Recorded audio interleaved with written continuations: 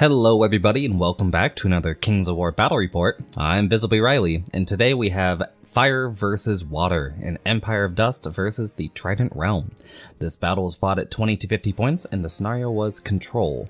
Now before I get into the list, I'd like to talk about something that I did before the game, which was play a game of Vanguard. Actually we played two games, sort of, but yeah, it was a pretty interesting look into what it is. I think the game definitely has some legs on it, so it might be fun. Here's a small preview of Salamanders versus Empire Dust. I have the stuff for it. I obviously already have the models. I have a 3x3 mat, and we have the terrain, so why not give it a shot? I think it was pretty good.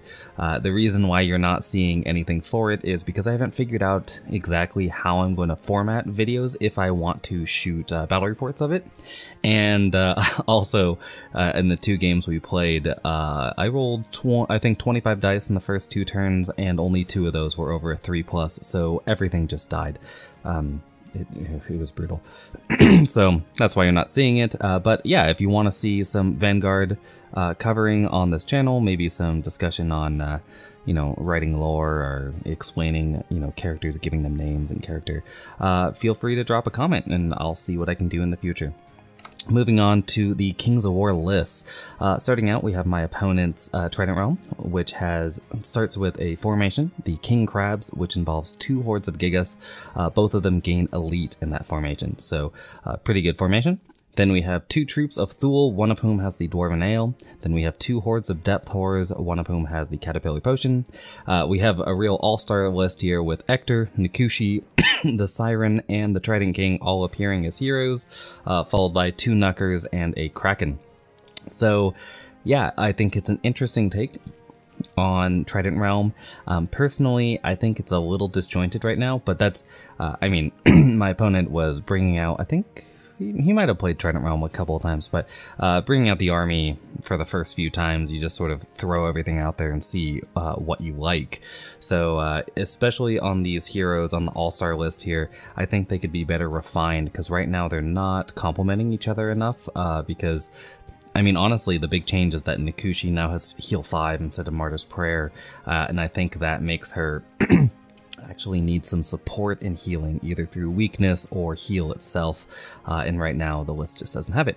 But anyway, I think it still works. It is definitely something usable, and we'll see how it goes in the game. Next up, oh, and that list was 5 points under. I can't figure out where the 5 points went. Next up is my army, and I will just start out by saying this list is illegal, and if you can figure it out by the end, kudos to you. I'll explain it anyway. So first off, I have the Mummy's Revenge formation, which involves a Cursed High Priest. I gave mine heal 4 in the Shroud of the Saint, and then 2 regiments of mummies, one of whom has the Diadem of Dragonkind. The mummies in this formation gain Elite and Vicious, so I took a page out of my regular tournament opponent, Dustin's book, where he really likes to give his Immortal Guard, or I think that's what they're called in Abyssal Dwarves. He really likes giving them Diadem and or the Holy Hand Grenades to just double dip into Vicious in the same way that Elves do, or can do, but Vicious and Elite are statistically the same as long as you're rolling the wound. So I thought that could really work out in Undead, especially as I can shoot and charge due to Surge, so yeah, I really like the Diadem there. Next up, I have a horde of Skeleton Warriors with the Banner of the Griffin. I have 2 regiments of Revenant Chariots. Then I have an Ammonite Pharaoh on Royal Chariot with the Blade of Slashing. I have another Cursed High Priest with just heal 4. I have 2 Bone Giants and 2 Reanimated Behemoths with Light Balefire Catapults. And finally, a Soul Snare. So yeah, what's illegal about this army is that I'm 1 unlock short. So in the future, the Revenant Chariots will both become a horde of chariots instead of 2 regiments, and then I can bring a swarm regiment, so my drops don't change, my unit strength doesn't change. The only thing that changes is that I messed up on the unlocks here, so we'll just suffer through that. As for the list itself, it's definitely an interesting one. I really wanted to use the Mummy's Revenge. I think obviously it's very good, but I wanted to really get that out with the more classic Empire Dust army I was playing before, which is a Monster Mash with I really like running a monster mash with Mortibris is obviously really good. Idle, either of those I'd really like to get into this list, but the army is very short on points, or very tight, due to including mummies instead of skeleton warriors. I mean, instead of spending, 340 points on mummies, I spend 150 points on skeleton warriors, and that's not including the cost of the formation, and not including any items I would give them. I wouldn't give skeleton warriors anything besides Banner the Griffin, which I did. So yeah, I had to find the point somewhere, and unfortunately it comes from those heroes. Next up, I dropped the Bone Dragons that I run for reanimated behemoths, and this is mostly because I just wanted to try them out. I have the models to play reanimated behemoths or something interesting looking like them, so I decided why not. The Light Balefire Catapult with the new steady aim rule definitely has some use. Whether it's good or not, that remains to be seen. And lastly, the Soul Snare I thought had an interesting change, kind of going back to the way it was in beta for Uncharted Empires, where it could move and cast lightning bolts still, but apparently people got kind of butthurt about that, and it became immobile and therefore useless. So I'm really glad that it has this weird drain life thing now. Very interesting, and we'll see how that plays out in the game. Here is a picture of deployment, so let's talk about the table and the scenario. So starting in the bottom left, we have a height flat piece of water, and then up here, a height 2 hill, down here, a height 6 forest, over here to the left, we have another height 2 hill, over here we have a height, I think we're running this as height 3, something like that, height 3, height 4, impassable. Up here we have a height 1 obstacle, down here another height flat piece of water, over here this is a height 5 building, I want to say, and then we have a height 6 forest, and lastly another height 1 obstacle sort of pushing over here. So yeah, this table, it's okay. This was I think we began this game, or had like set out the terrain for it at like 10:30 or so it was already getting a little late. So this table is set up for dot deployment. We can do that, but we ended up not doing it because I wanted to play some Vanguard first. So it's just set up as it is by my opponent. That's what we get. I think it's pretty good for the Empire Dust. I mean, there's no rough terrain in the center of the table, which is always a bad sign for Trident Realm in my opinion, and especially as the scenario we rolled up was control. So the way control works is that you divide the table up into 6 equally sized, they're not quadrants, but they're sectors, right? So we have these 6 sectors. The side sectors are all worth 1 point to everyone. Now, this sector that my opponent is deployed in, this is worth 2 points to the Empire Dust, so to me, and it's worth 1 point to the Trident Realm to control. And the inverse is also true, where this sector is worth 2 points to the Trident Realm and then 1 point to the Empire Dust. So yeah, it's an interesting scenario, very unit strength based. Neither of us are running particularly spammy armies. It's a very elite setup, and in fact my unit strength is pretty low. So my plan is basically I have to kill stuff, I have to get rid of it, and then I just want to take, so we draw this out again, I want to take this center area, right, and then this, and then just contest this other center. Makes it so my opponent can only get 2 points total while I'm sitting on 4 points, right?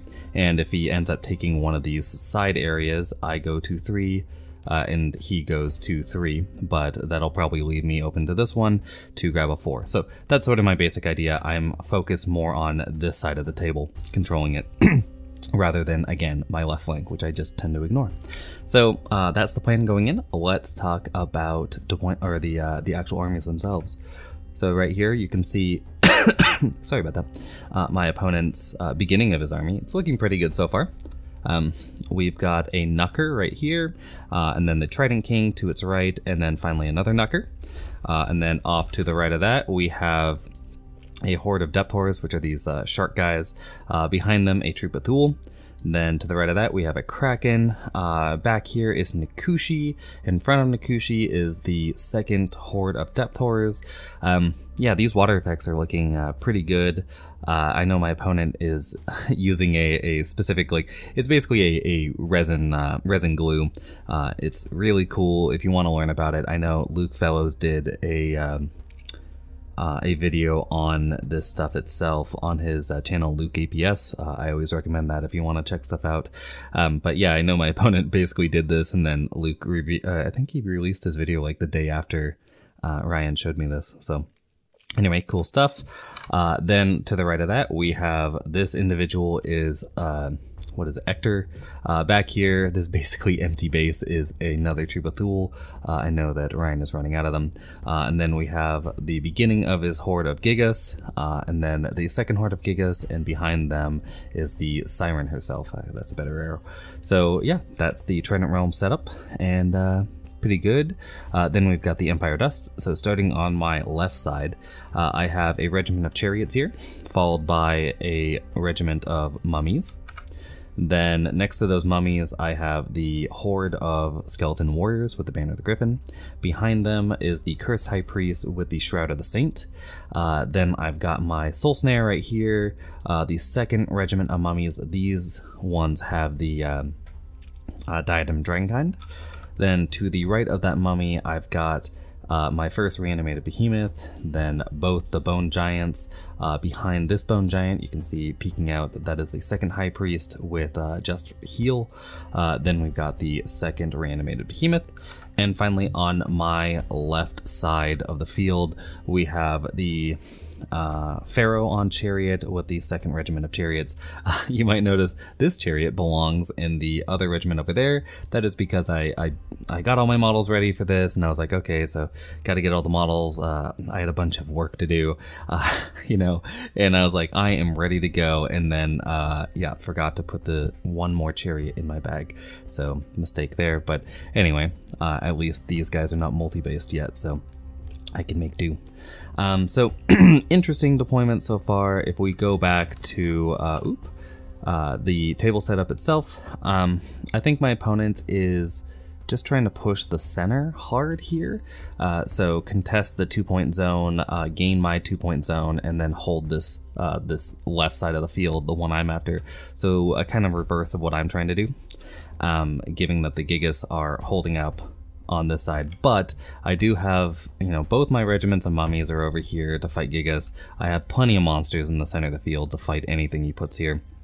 And on the left, in the same way that last week I tried to do the Worm Riders plus the Trident King, it's the same thing here where I'm just running a Pharaoh plus some chariots to hold up this side. Because Knuckers are wily, they're difficult to pin down, they're difficult to fight, but they're not particularly good at fighting themselves unless they can get a flank or a rear. So I'm not really worried about them going into me. And that's it. So let's go into turn one here. So turn one goes to the Trident Realm, and they basically just run forward as fast as they can. Well, not as fast, but they maintain a battle line. And we see that the Knuckers and the Trident King are just staying out of the charge range. I think they might be in the charge range of the Pharaoh, but they're definitely not in the charge range of my chariots or either the line of sight or the range of any of my monsters here. You can see that I think this bone giant is the one that gets knocked back. Ector shoots in and knocks him. Oh, no, sorry. This is actually, I didn't get a bunch of pictures for game one here. So instead, this is the end of Empire Dust turn one. But yeah, this is basically what the Trident Realm gets up to. So yeah, my opponent pushes back one of my giants with Ector, then he maintains this line, and I wasn't in charge range because I haven't charged with my Pharaoh. So staying out there, I back up, and then I know the Siren tries originally to pull out over here to pull these chariots forward, but then I remind my opponent that Siren's Call is in fact a wind blast, and you can't wind blast shambling units, so it's impossible. So instead she just backs up a little bit. As for the Empire Dust, yeah, I just sort of advance forward with my army. I back up with these chariots to be out of range of the knuckers because I don't want to take them, and then I back up with my Pharaoh a little bit to be out of range of the Trident King, but not out of range of the knuckers, because if both knuckers want to charge into the front of a Pharaoh and risk an easy flank from some chariots and some shambling monsters, go for it.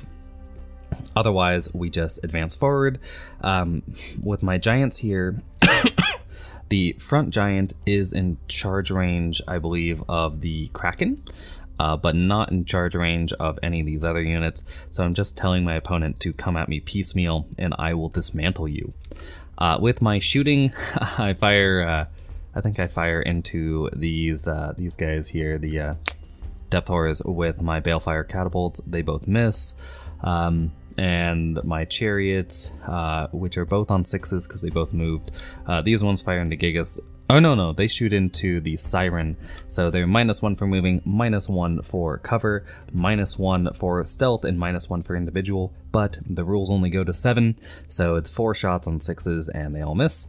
And then these chariots just shoot into some knuckers, or into one of the knuckers, and then that's on 7s as well, so it's 4 shots and they miss. And yeah, that's about it. My Soul Snare didn't have any targets yet, I want to say. Yeah, because Gigas are only height 1 for some reason. I might have had a target there. Maybe I just forgot to cast it. But that's the end of turn 1. Not very exciting. And there's a blurry picture of the end of turn 1. Here is another picture of turn 1? Sure, why not? Turn 2. So turn 2, the Trident Realm advances forward. You can see things are starting to break off. So we've got one battle group here, we've got another battle group here, and then we've got a third battle group here. I think Trident Realm as an army lends itself very well to battle groups because of how their inspiring bubbles work and how their units work. They've got a very different speed element to them, where some units are, you know, they run the gamut of 4, I want to say, speed 4 to speed 9, so pretty interesting, and they split apart pretty easily. So over here in the Trident Realms group, or the Trident Realm, the Trident Kings group, they just advance forward again. I think the chariots and the king can, or my Pharaoh can charge, but I can't hit the flank of any of these guys. I can't hit the flank of the Trident King with my chariots because this knucker is blocking my ability to land, and then everything else I'm in the front of, unfortunately. So meh, happens. Maybe I'm out of charge range of this knucker because it really looks like I'm in the flank there, but I can assure you I'm not. In the center, and then this knucker turns a little bit again to guard the flank of the Trident King because I could easily take one of these monsters, move it over here, and go for that flank charge. So instead he just protects it. Smart move, protecting against shambling. We see the Thule move forward to block, block my path. They are the chaff in this list, so good play there. And the rest of the army just sort of shambles forward, being not the shamblers. Maybe this is when the siren. Yeah, okay, I'm sorry. This is when the siren originally hits me with Siren's Call into these chariots, pulls me forward. And then after I do it, I go, wait, no, I can't be pulled forward because I'm shambling. So we walk these back a little bit to where they were, and I think the siren ends up somewhere around here. So yeah, just got the turns a bit confused here.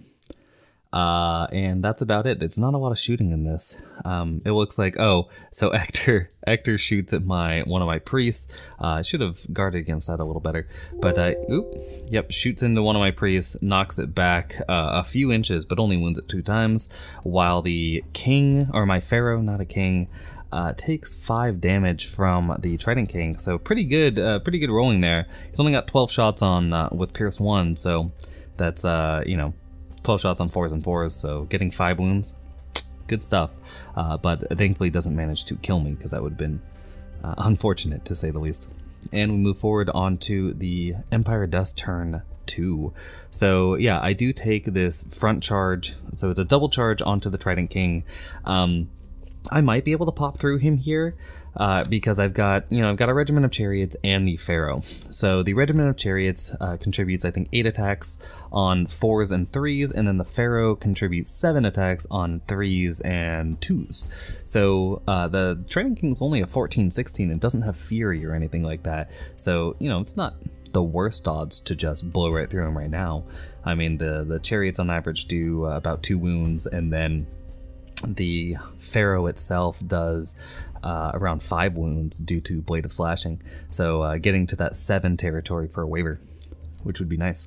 And I move this reanimated behemoth a little bit, so I think I move it over here.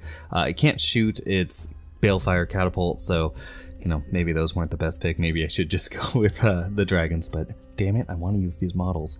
So I move forward a little bit just so I can get this surge off. I think I needed a 5-inch surge, so not the best odds, but if it fails, it's also not that important. Just looking for a little something, especially as the Kraken here. I've only sent 1 giant into the Thule, and it's because the Thule actually have relatively weak nerve. I think they're a 10-12, but they do have ensnare. So my giant going in here, it's 6 plus d6 attacks on 5s and 2s, and then I brutal.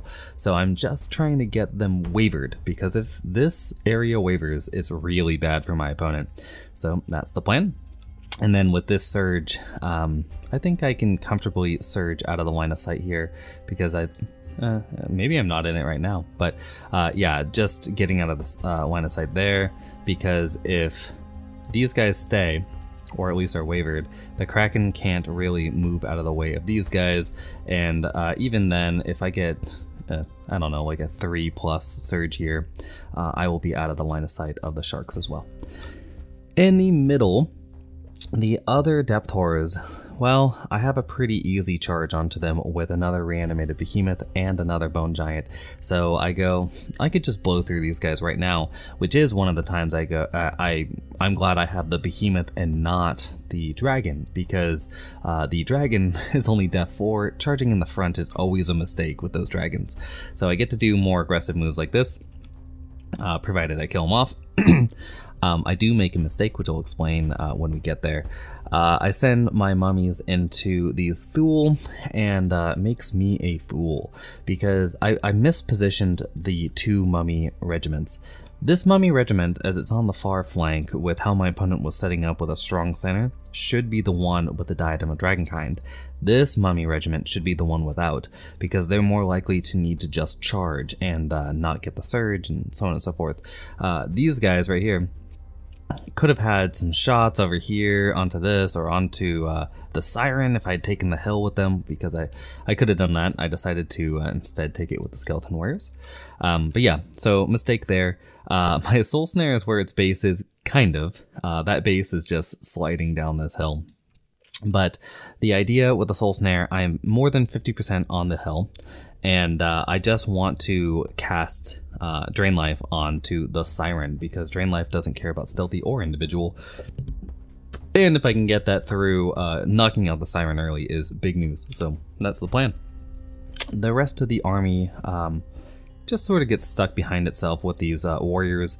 I don't want to move the warriors anymore. Their plan, looks like their plan is to get flank charged by Gigas, but really I'm just gonna search them into these Gigas. So yeah, I didn't want to do it with these mummies, because if the mummies go in, the other Gigas can easily double charge, and 2 units of Gigas into mummies probably kills them. That's 24 attacks on 3s and 2s with elite. Not the best odds. While these warriors make that crushing 3 kind of a waste, and 24 attacks on 3s and 2s is, it's not the best odds to kill them off, right? Because it's only what, like 8 or 9 wounds? No, not 8 or 9 wounds, like 12 or 13 wounds. So I trust those skeletons to hold it off. As for the backfield, you can see my priest just move around to better surge. This one on the right, again, a misplay. Well, maybe not. It's the Shroud of the Saint one, but I really wish this one was the Shroud of the Saint, given how the game is playing out right now. But yeah, they're both positioned back to cast surge onto their respective targets. And speaking of that, let's go into the charges. So we have, the Pharaoh and the chariots here into the front of the Trident King. We have one giant into the Thule. That would be a great waiver. I didn't know at this point that they have Headstrong, so maybe a terrible plan knowing that, but, we had been drinking a little bit. So yeah, I just wasn't aware that they had Headstrong at this point in the game. Showing off this charge. I'm not sure about this. In case you're also, before we get into it, if anything has like red on it or this green, like my mummies, or not this magenta, but this green or a very, very obvious red, means I didn't paint them. So if you're noticing any inconsistencies or wondering, it's because I didn't do it. So anyway, we both go in there. Not so sure I can break that, but I mean, a giant could. Rolls high enough. Yeah, this is the red I'm talking about, bright red. These Thule are probably gone on average. Maybe I should have just gone for the breath attack. It's either 12 attacks on 5s and 2s with Elite and Vicious, or 10 attacks on 4s and 3s with Elite and Vicious. So I don't know. I did what I did. And here is the end result. So yeah, you can see my Soul Snare sliding even more. So with the shooting, the Soul Snare is amazing, by the way, and does 7 wounds to the Siren and gets a waiver on her. That is big, because the Siren next turn, there are only, I think, 1, 2, 3, and 4 targets total on the field that she can cast Siren's Call onto, and the big one being my Soul Snare that's right next to her. So yeah, getting a waiver there really makes it so I have the initiative now. I have the high ground, Anakin. You can see that my Surge works against the Gigas. No, the skeletons don't do anything. I think they literally do 0 wounds to these Gigas, but they still do they still get in there. And here is the mistake I made. I do roll these mummies first. I kill off the Thule right in front of them, so that's great. And I go, I guess there's no reason to advance. Now, that's a mistake. I should have advanced because I need to be here to stop my stupid reanimated behemoth from getting into the line of sight of these crabs, because right now they're looking right at its flank. So yeah, just a mistake by me, and it just shows off that sloppy positioning can really get you in the end. Take your time, think it out, even if it's getting a little late. And over here you can see the whiskey bottle, and the whiskey and the beers. Yeah, evidence, it's everywhere. In the middle, you can see the giant and the reanimated behemoth don't manage to pop a horde of depth horrors. Not that, that's not that surprising. On average, I've only got like 18 attacks on 4s and 2s, and they're a dash 18 with a reroll. So yeah, not too surprised about that. Over here, I do get exactly what I wanted, which is my giant does 3 wounds to the Thule, and manages to get a waiver. So that's exactly what I was looking for right there. Now, if they didn't have Headstrong, this would have been a really good play, but they do. So we'll see how that plays out. You can see down here, my High Priest has lost its wounds, and that is because the Soul Snare also heals 18 inches when it casts, so just pops those wounds off. And I do manage to get the other Surge into this Knucker. My reanimated behemoth manages 3 wounds, which is pretty good, because they only have 9. They have 9 attacks, and they're only hitting on a 5 against the new Knucker. So no, they always had ensnares, stealthy that they gained. So yeah, getting 3 wounds through is pretty good. I don't manage to get a waiver or anything on a 10, but meh. My chariot plus the Pharaoh, they underperform, and most of that is because when I gave you those numbers before of my chariots and Pharaoh, right, my chariots hit on 4s with 8 attacks, and then 4s and 3s, and then 3s and 2s, right? Well, I forgot the Trident King gained Ensnare, even though I had played him a couple of days prior. So I go in there, I'm now hitting on 5s and 4s instead of 4s and 3s. Big difference, and my Pharaoh just sort of shits the bed. All 4 of those wounds, oh no, 1 of the wounds was caused by the Pharaoh, but the other 3 are all caused by these chariots. So, it's what happens. And I don't manage to roll the 10 there I needed to get a waiver. And we move forward onto turn 3. So turn 3 for the Trident Realm looks a bit like this. So things are finally starting to heat up, really get into the combat. Over here on the left, we have a Knucker going into the front of my chariots. My opponent and odd about this for a little bit, because the Knucker, if we roll back a picture, or two, this Knucker is in this giant's flank, and it can see it. Well, so right now it can't see it because there's a Knucker right here. But if this Knucker backs up, it can see the giant, right? This guy can. So yeah, all that really needs to happen is that this Knucker needs to back up. We tried to figure out if it was possible to navigate this maze with Nimble, assuming that the Trident King charges either of these units, right? And then is there enough clearance that lets the Knucker basically go like this, because it needs to clear this building and then hit this flank, right? So it needs to basically go like this and then turn off, right? And unfortunately, the only way to do that is if both the Trident King and this Knucker back up. So my opponent decides not to do that in the end and instead charge, but it was an interesting little thought experiment. So we get one Knucker going into my chariots, we get the Trident King going into my Pharaoh. You can see he did 1 wound, so he heals 1 with his life leech. And then we have, and I think he healed 1 with the regen 5+. Then we have the other Knucker going into my reanimated behemoth. I'm not really worried about that. I mean, it hits on 3s now, but I'm also def 6, so not the worst. Now, something great happens here in the Thule land, which is these Thule fail their headstrong, and that is perfect. This whole side of the board is trapped now. Ooh, look, I did 3 wounds with some shooting. Probably a balefire.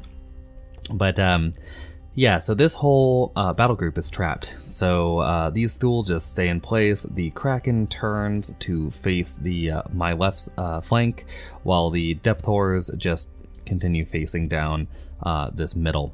Nakushi also backs up to be in the swamp. She doesn't want to, well, I mean, I could still target her with my drain life if I wanted. Cover does nothing. So yeah, she backs up a little bit, but it is protected against my light shooting, so that seems good. The Depth Horrors go into my giant, and that is because, as I said before, yeah, I didn't go forward the 1 inch I needed to block this charge. So I get flank charged by Gigas and by Ector. Ugh, that is ugly. That is a painful mistake that hopefully I will stop making in the future. We'll see. Ooh, it looks like my skeletons did manage 1 wound. So yeah, the Gigas countercharge into my skeletons. They did try to. I think they tried to do the mummy charge here, but for whatever reason there was a line of sight issue, or maybe my opponent just decided against it. But yeah, this is what we end up with. And just showing off the charges here. This one's worrisome as I'm already on 3 wounds, but the Trident King does not have the Thunderous right now, and I think the Trident King is only Crush 1, I want to say, maybe Crush 2. So yeah, it's a little dicey. This Knucker, yeah, that's whatever. That doesn't matter. Hopefully. Oh, another blurry picture. Over here we've got the Depth Horrors into the front of the giant. I'm not too worried about this, except for the fact that I'm not inspired here. Another mistake by me. You know, I'm gonna blame it on the alcohol, as the song goes, and hopefully that's right. And oh yeah, it looks like I didn't quite get this flank picture. I guess there's a reason for that. I don't want it. And over here we've got the Gigas fighting a futile battle against a horde of skeletons. And we move on to turn 4. Looks like I forgot to take a picture. Let's see what the beginning of turn 4 looks like. Yeah, so you can see the outcome of these battles. The Gigas end up doing 6 wounds to the skeletons. The other Gigas wipe out my reanimated behemoth and turn to face my mummies again. My giant ends up taking 8 wounds, which is, I think, pretty good. Depth Horrors, let's see, they've got 18 attacks on 3s, so 18 attacks on 3s and 4s, no, 8 seems about right. But thankfully my high nerve saves me, so I don't go bye-bye. And then, yeah, on the far left you can see the Knucker does manage to wound my reanimated behemoth, but thankfully that's not even a roll. And my Trident King versus, or the Trident King versus the Pharaoh ends in a bit of a slap fight with the Trident King only managing to land 3 wounds onto the Pharaoh and not rolling the 10+ to kill me off. This Knucker does do pretty well and does 4 wounds to my chariots. It's really more of a matter of hitting due to that Knucker still having Thunderous Charge 3. But yeah, I think they're dash 15, so they're still on the board as well. And we move forward into a blurry picture. Unfortunately, I don't think I have a, yep, don't really have a second one. So here is Empire of Dust, turn 4. Turn 4? Yeah, turn 4, and we've got... So we've got some chariots that decide to back up. The reason they back up is because I have a Pharaoh flank charge onto this Knucker, but I can only do it because if these chariots back out of the way due to my big booty just pushing out here. So I go for that flank charge. I go for the front charge with my reanimated behemoth because it they did manage, or the Knucker did manage to sink a wound, which means my Balefire is not going to do anything right now. If they hadn't, I probably would have turned over here to face off against the Kraken, maybe get some shots down here. But yeah, I did what I did. In the middle, this giant goes back into the Thule, hoping to finish them off this turn. My other giant, now here's where things get a little tricky. So this giant decides to not charge. Because I want to charge the flank of these Gigas, obviously. That's a beautiful flank charge, or I want to surge into there. So I just turn, look for the 1-inch charge there, while my mummies over here have a flank charge onto these Gigas. And this is again why I said I wish that these mummies had the diadem, because these ones are just charging. So yeah, I just go over there, and charge into the flank there. The only way to do it was to actually back up my skeletons again, so I do that. Oh, no, I'm wrong. I just moved. Maybe I moved there so I could cast, I could surge them into the flank, because I doubt my opponent. Let's walk a picture back. Nope, I definitely have a flank charge there. Anyway, I think I flank charged there. I might have been going for a surge. We'll see in a second here. This is showing off the Pharaoh and the reanimated behemoth versus a Knucker. If I don't win that, that's just sad. Over here, a giant or a bone giant versus some wounded Thule. And yes, this was a charge because I took a picture now. So yeah, I go into the flank here. I really wish I had that diadem in the other unit, because then I could have managed some wounds. I could threaten her a bit more. Threatening the Siren, always a good thing. And here is the end of the turn. My Soul Snare again targets the Siren. She ends up with a ton of wounds now. She's on like 10 or something, but I only managed another waver. Still, wavering the Siren 2 turns in a row, good stuff when you're only shooting at her with with 1 Drain Life 10. No, I think these chariots tried to help. Keyword try. So yeah, in these combats, I kill off these Gigas. My giant into the flank of these Gigas unfortunately fails. I don't manage to kill them off. So I'm not sure that's that unlikely, because I only have what is it, like 18 attacks on average, you know, hit with 9, maybe wound with 8, and then they're 15, 17, so I needed an 8 twice to kill them due to brutal. So you get what you get. I might have got a waiver there. I'm not exactly sure. We'll see in a second. And this giant goes back into the Thule, does 2 wounds to him, and I don't double one it, but that's gotta be a 3 then, right? Because I have brutal, so that's 6/4 would get a waiver. No, I did get a waiver here, yes, but my opponent's using my gold die for. So yeah, I do get a waiver there. So I guess there's that. And over here on the left flank, things go pretty well because my my Pharaoh plus the reanimated behemoth kill off this Knucker, and my Pharaoh decides to go for the overrun. I needed we measured after I roll, and I needed exactly a 6 to get out of the line of sight of the Trident King. I roll it, and now I'm facing off against a Kraken as the only thing that can see me.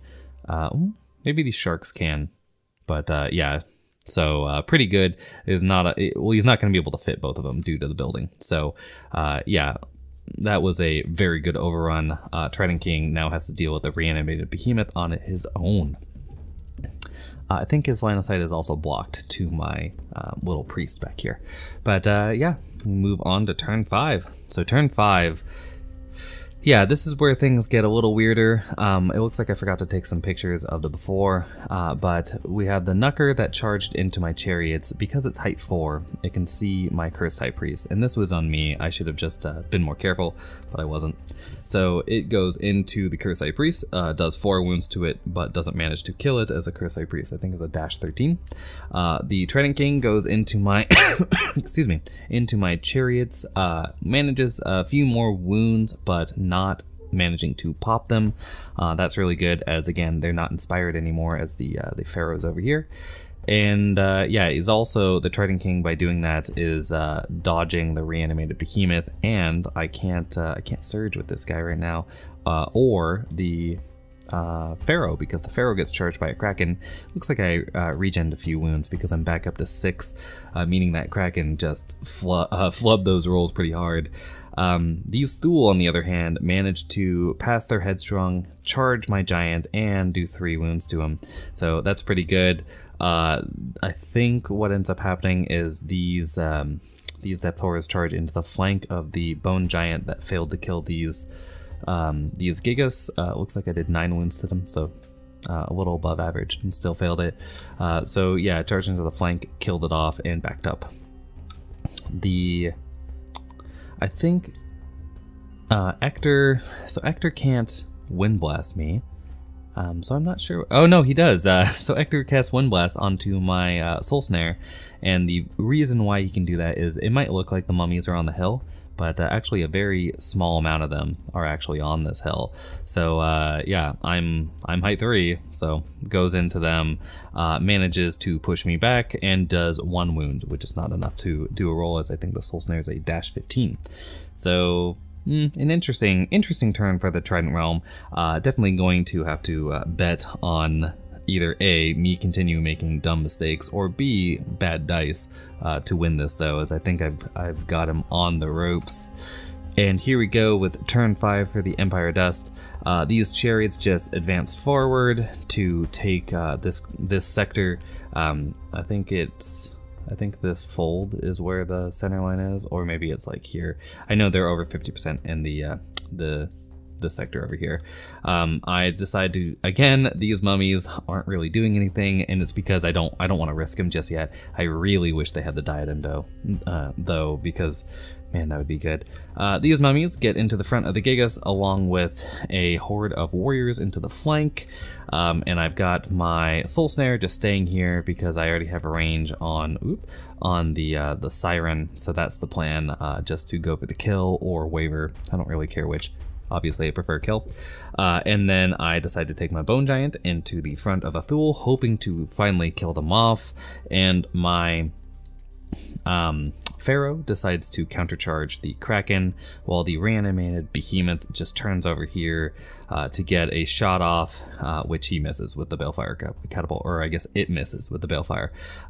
My little Cursed High Priest that has taken 4 wounds just moves around the Knucker, not willing to get charged again, and getting into Inspire range for my chariots just in case, who also charge into the Trident King. It looks like the Trident King is also getting some decent regen so far, down to 2 wounds total, but I'm hoping to just life leech and turn this into an eternal grind. So that's the plan, and let's see how it goes. So yeah, we've got this fight here. We've got this one. I probably don't do a whole lot to that Kraken. I mean, again, it's got Ensnare, so I've got 7 attacks on 4s with 1 reroll, and then crushing 2. So I do wounded on 2s, but it's like a 17-19, I want to say, with a regen 4+. That's not going anywhere fast. I'm gonna have to get another monster in there. And here, hopefully this can be resolved. This one, yeah, if I don't kill this, I mean, that's ridiculous, because I've got 50 attacks on the flank on 5s and 4s, and then I've got 12 attacks in the front on 4s and 4s with Elite and Vicious. So they're already sitting on 9 wounds.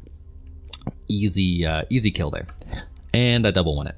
So this isn't even all the dice here, but yeah, I get the double one of the game. It's pretty bad, but it is turning what would be, I think it'd be a pretty crushing defeat for Trident Realm if I win this combat. As now both my units are free to do whatever they want. There's no Gigas here, and there's basically depth horrors and characters to threaten me. So yeah, get a double one there, but it makes it a better game in this case. And here we go. Oh, it looks like with my Soul Snare, I did manage to kill off the Siren finally. So yeah, that's good news there. And it looks like I healed, yeah, I healed these skeletons down to, I think, maybe 1 or 2 wounds. And this is what it looks like at the end of the turn. I do 1 wound to the Kraken. Woo, I did it. I do at least 1 wound to the Trident King, and that's about it. Oh, it looks like, yeah, no, that's that fight. And that's the end of the turn, so we move on to turn 6. So turn 6, things are getting a little spicier for the Trident Realm. They have a chance to win it. Originally, or at least a tie. Originally, my opponent planned to have the Gigas charge into these mummies, right? And I pulled him back because if you look at this picture, these depth horrors can see these skeletons, and then the Gigas have a countercharge, right? The only thing that has to happen is that Ector has to get out of the way. In this case, probably go for the flank charge onto them as well. So if my opponent goes for depth horrors plus Gigas plus Ector into my skeletons, that's some pretty good odds that he gets the kill here, because it's, you know, 12 attacks with elite on 3s and 2s, and then 18 attacks on 3s and 3s, and then I think Ector's got like 8 attacks or some crazy number on 3s and 2s as well. So it's looking all right. And I talk him into it, goes for it, especially as it lets him sort of contest this center, so I don't get those 2 points. And right now, I need these skeletons, or I need the skeletons to really clinch the victory, as they can just crab walk into the center zone. They're worth 3 points, and I kill either of these units, and I have it. So, yeah. Yeah, so I think that this was the better play. The depth horrors go into these depth horrors go into my giant, which I forgot to mention, managed to kill the Thule, so score for me. The Kraken does not regen its 1 wound, and Nakushi backs up. So her plan, so she is actually in this left sector. It's more like here, but anyway, she's in this left sector, and then she has a choice of things to heal. She can heal the depth horrors. I mean, she could heal the crabs, but she's not going to. She can heal the depth horrors, or she can heal the depth horrors, right? So it's which are more important. I think that these ones are probably more important, and I can't remember which one my opponent goes for. We'll see in a second, I guess. The Kraken goes back into the Pharaoh, and the Trident King goes back into the skeletons. And lastly, you can see the Nucker has moved from over here to just pulling over here, and this is just set up for turn 7. Right now, he's sitting in the center zone to give him 2 points, assuming I don't back anything up into here. But yeah, so he's got the 2 points right there, assuming again that he can keep it. But I'll have to deal with it somehow. And here are the combats. The Trident King, very important, didn't heal. It looks like I did 2 wounds to him with my Thunderless charge, and didn't heal any of them. So that's pretty important. It gives me a chance to kill him if I survive this charge. And here, yeah, hopefully my skeletons live. I mean, I got a double 1. You can get a double 1. And it's not double 1s, but you can roll poorly. My Pharaoh looks like healed a few wounds from before. And oh, yeah, again, this is the 1 wound he did, because the Pharaoh, not the best at hitting today. It's because I gave him the wrong chariot. He just doesn't like it. And over here, I'm really, really hoping that my giant doesn't go bye-bye. That would be really bad. Oh, no, I remember with my Drain Life, I didn't heal the skeletons. That's what I did, I think, on turn 4. But I healed the giant of its 3 wounds, just to make sure these depth horrors can't just blow through it that easily. And here we go. My opponent gets a double 1. It is not the most important, it's not the, because this is not double 1 territory, this is a 6 to kill me. But my opponent gets a double 1, superfluous double 1s, best double 1s. Although this isn't that superfluous because I am unit strength 2 and that's only unit strength 1. There's nothing over here. So yeah, I dominate this, assuming there's no turn 7. And as for the other combats, you can see the Kraken continues a slap fight with my Pharaoh, doing nothing to each other. The Depth Horrors do okay against my Giant, do 5 wounds, but don't manage to crumble it. And yeah, the combined forces right here of Ector, some Depth Horrors, and the Gigas just ravage my skeletons. I mean, Ector alone hits and wounds with all 8 of his attacks. So it's pretty crazy, just blows right through me. And again, I wish these ones had the diadem, but they don't.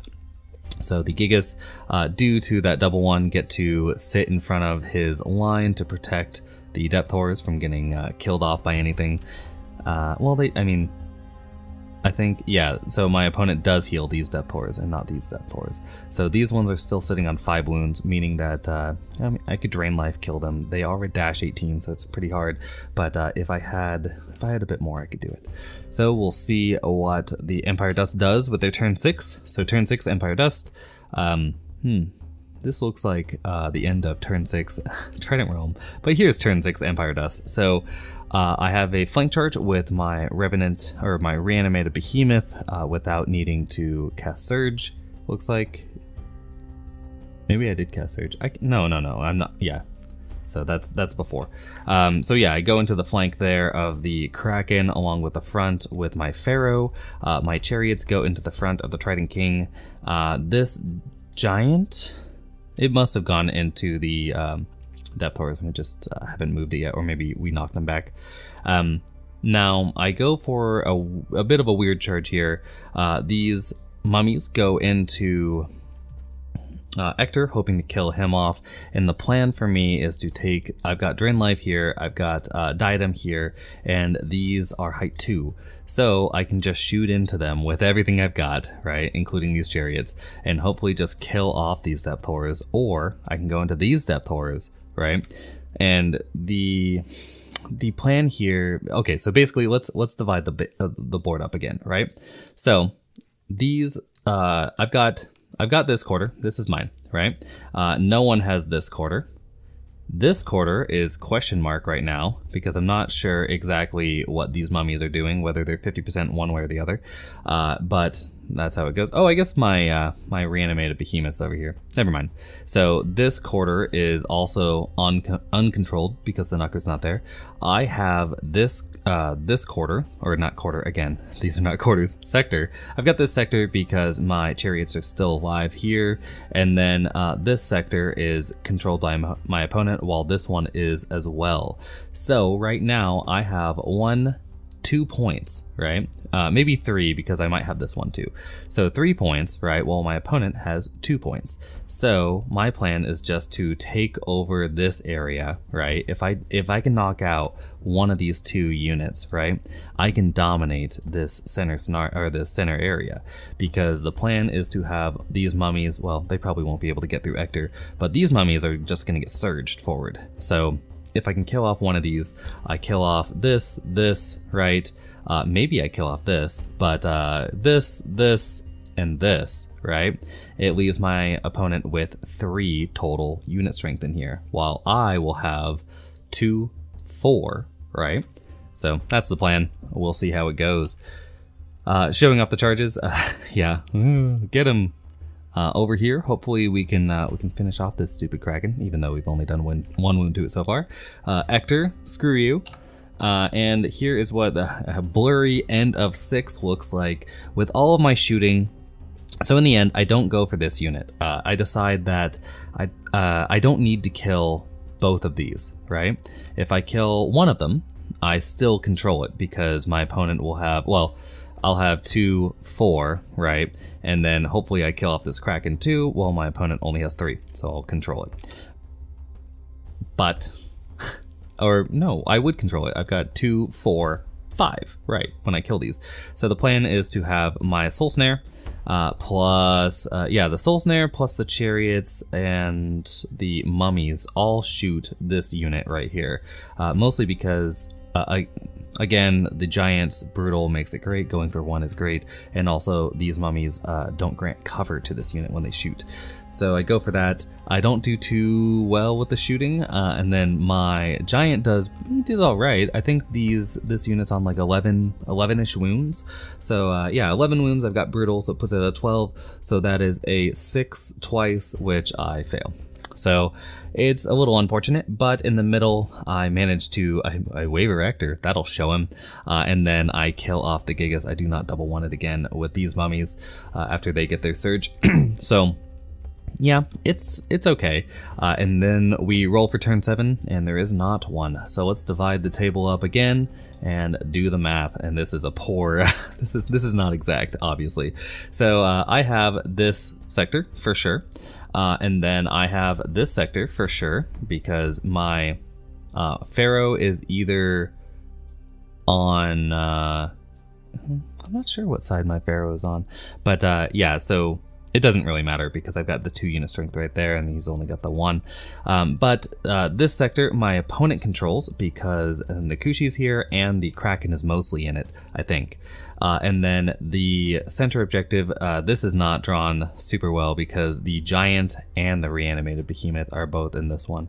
So I control, I control this one, and my opponent controls this, right? Because he's got 3, 6 unit strength to my 2, and I think these mummies are in there as well, so 4. So yep, it ends up being a 1, 2, 3 points to 1, 2 points. So a 3-2 victory for the Empire Dust. Very close game, mostly I think made close due to that double ones. I'm not trying to downplay what my opponent was pushing or anything like that, but by that point in the game, it looked like the Empire Dust were just going to sweep through that center and take it over. So yep, pretty solid play, or pretty solid game. Not solid play by me, as both my list was illegal and I made a lot of mistakes. But in the future, the easy fix is I'll just make these, yeah, like I said, I'll make these chariots into a horde again, and then just include some swarms. The list doesn't change that much in terms of what it does or how it plays, but it does become legal. So that is the battle report. I hope you guys liked it, and if you do want to see some Vanguard stuff, feel free to leave a note and specifically tell me how you want to see it, as I could always use the ideas. And until then, see ya. Bye.